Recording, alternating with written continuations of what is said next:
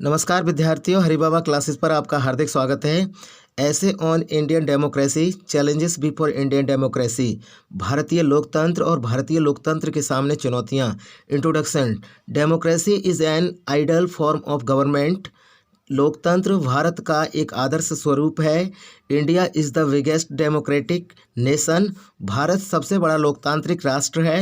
Here the democratic form of government was set up on 26 जनवरी 1950। कह रहे हैं यहाँ पर सरकार का लोकतांत्रिक रूप कह रहे हैं कि 26 जनवरी 1950 में स्थापित किया गया था।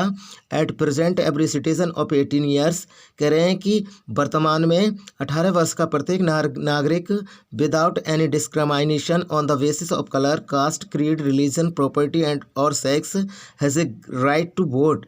कह रहे हैं कि वर्तमान में 18 वर्ष का प्रत्येक नागरिक बिना किसी भेदभाव के रंग के आधार पर, जाति के आधार पर, मजहब के आधार पर, धर्म के आधार पर, संपत्ति के आधार पर और लिंग के आधार पर एक वोट देने का अधिकार रखता है। चुनौतियाँ। फर्स्ट है पॉलिटिकल लीडर्स, राजनेता।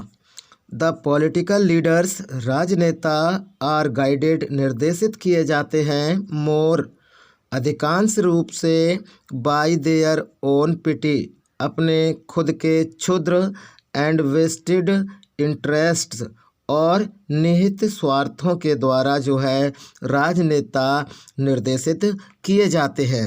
द रिजल्ट इज डिफेक्शन, परिणाम क्या होता है? डिफेक्शन होता है, दल बदल होता है। Every leader tries to form his own political party, प्रत्येक राजनेता अपनी खुद की राजनीतिक पार्टी बनाना चाहता है। So that he may be able to retain the position of eminence, ताकि वह इस पद पर बने रहने में सक्षम हो सके। देखिए विद्यार्थियों, अगली हेडिंग है टेररिज्म। टेररिज्म का मतलब होता है आतंकवाद। Terrorism is prevalent in Kashmir, कह रहे हैं कि आतंकवाद का जो जन्म होता है वो कश्मीर में होता है, या प्रजनन कहते हैं। प्रेवेलेंट का मतलब होता है प्रजनन। कह रहे हैं आतंकवाद का जो प्रजनन है वो कश्मीर में है। पोक has become the breeding centre of terrorist, कह रहे हैं पोक जो है आतंकवादियों का एक मुख्य केंद्र बन चुका है। Blood of innocent civilians is being said, कह रहे हैं कि निर्दोष लोगों का खून बहाया जाता है इन आतंकवादियों के द्वारा। अगली हेडिंग है विद्यार्थियों स्लम्स। स्लम्स मतलब मलिन बस्तियां या झुग्गियां। द प्रॉब्लम ऑफ स्लम्स, झुग्गियों की समस्या को इस given birth by big cities, बड़े शहरों ने ही जन्म दिया है।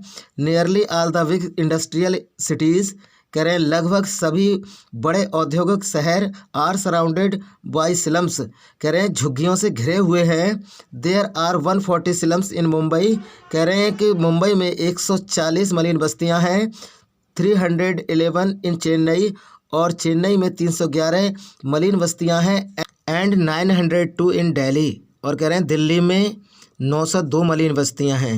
These are the centres of all the kind of vices, ये सभी प्रकार के दोषों का केंद्र है। एंड करप्शन, और भ्रष्टाचार का केंद्र है।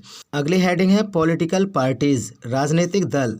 The political parties are the life and soul of democracy, कह रहे हैं राजनीतिक पार्टियां लोकतंत्र का जीवन और आत्मा है।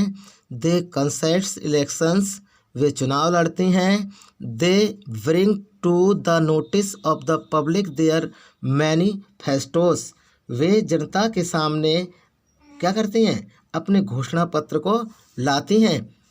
The leading party forms the government, अग्रणी पार्टी सरकार बनाती है।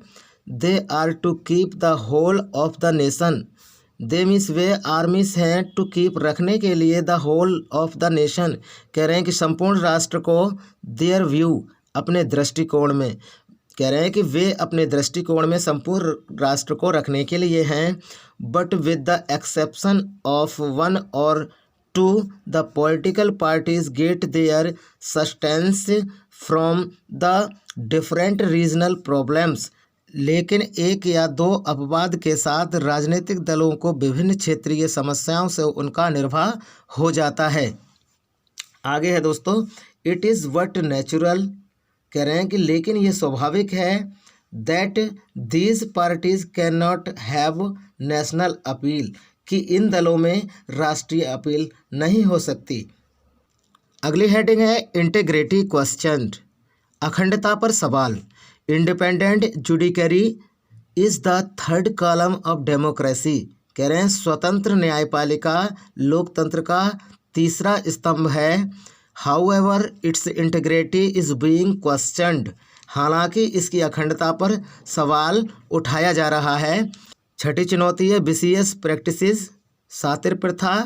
सातवीं चुनौती है डिविसिव फोर्सेस, विभाजनकारी ताकतें।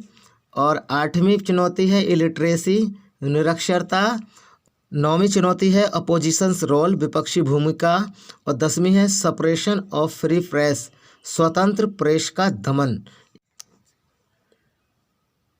Conclusion, to conclude, Indian democracy is facing challenges from many corners, भारतीय लोकतंत्र कई कोनों से चुनौतियों का सामना कर रहा है। Suitable, prompt and effective steps are to be taken to ameliorate the position and strengthen democracy, स्थिति को सुधारने और लोकतंत्र को मजबूत करने के लिए उपयुक्त और प्रभावशाली कदम उठाए जाने हैं। तो विद्यार्थियों, ये था इंडियन डेमोक्रेसी पर ऐसे